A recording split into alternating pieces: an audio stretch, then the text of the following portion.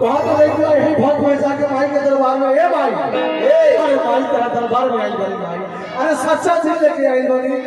अरे कभी तो पुकार सुनो भाई यही बल्दिया गांव के जाके भक्त कहा तो भाई के दरबार में छोटी पैसे का हमारा गीत कौन हो जो उनके एंगल म्यूजिक पर गीत का हमारे गीत तो बहुत बढ़िया म्यूजिक पर एंगल म्यूजिक पर माँ भवानी था आई सुनिए एंगल म्यूजिक के सवाल ए माई बाधावा के सवारी अरे तने आजा सेवा का दुआरे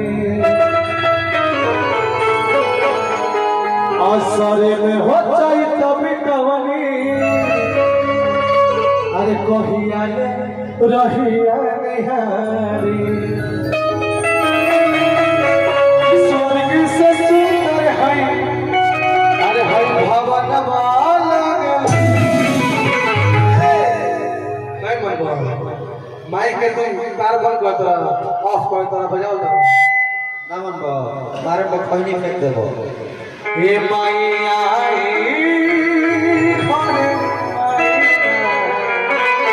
भुजनवा होके विनय भाई ने तू और मैं गाय का बात है तो सब वो ताली बजाओ तो सब सुनते लगा अच्छा लगा तो जबान लगा तो ताली बजे कैसे रेडी 1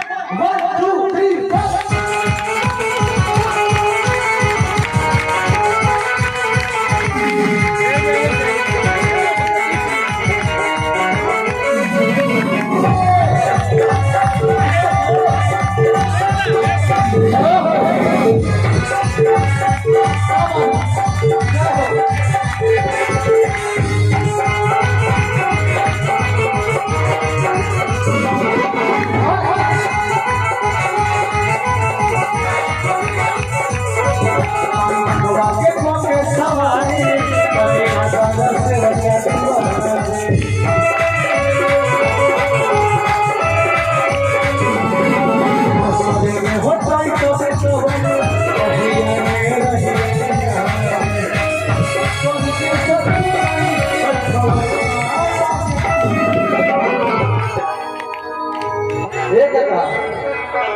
छपरा जिला सुनते देखे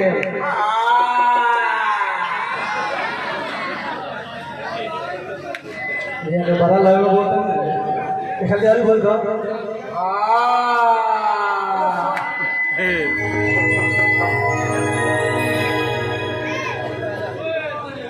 ये तो लाइव बड़ी बोलते नहीं कहाँ चल गया बुझाता कि पीपर है गाछी पर झूठ गया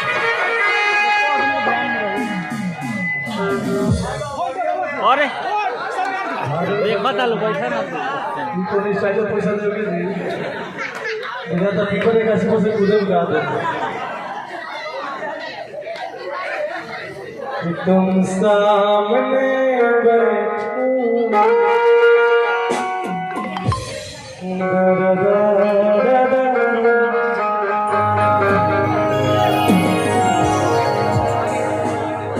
देखे भी तो क्या देखे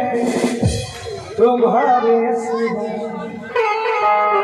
सोचे भी तो क्या सोचे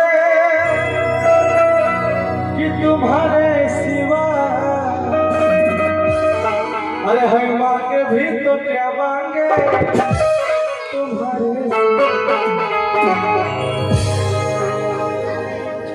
नाम का करा हूँ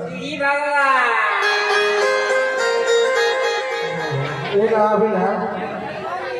ये कि भगवान जी श्री भगवान क्या बात है हरी के नाम बस के लिए फुटा हुआ है पीपल को गाछ को देगा बाप में बात बोलते हैं सब सुबह में बोलते नहीं है ना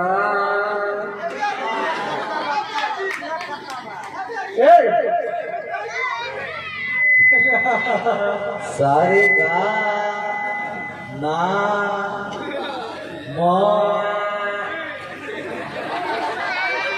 आइए हम सामने जाइए सामने से हमें देखिए मैं सब भैया किस दौर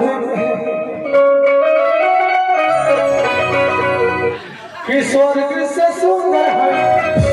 अरे हम भवन वाला ए भाई काटी का तू काटी ना खोर खोर खाई कि स्वर्ग से सुंदर है अरे हम भवन वाला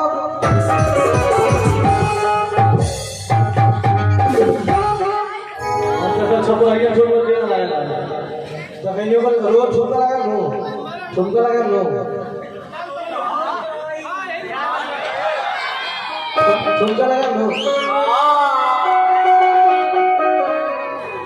आई ठीक है ऐसे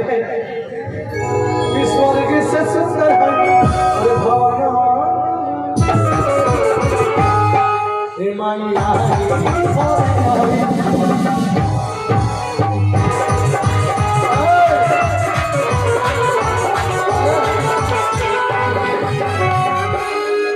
बॉस का ताली तो बजा देगा उसको छूट जाए हमारा जो छूट करा है आई हम जाए वो ऊपर जाए हमें पास जाए छूट करना चाहिए अरे ताली बजाना चाहिए छूट करना चाहिए देखा सलमान खान है सलमान खान मिसिस है मिसिस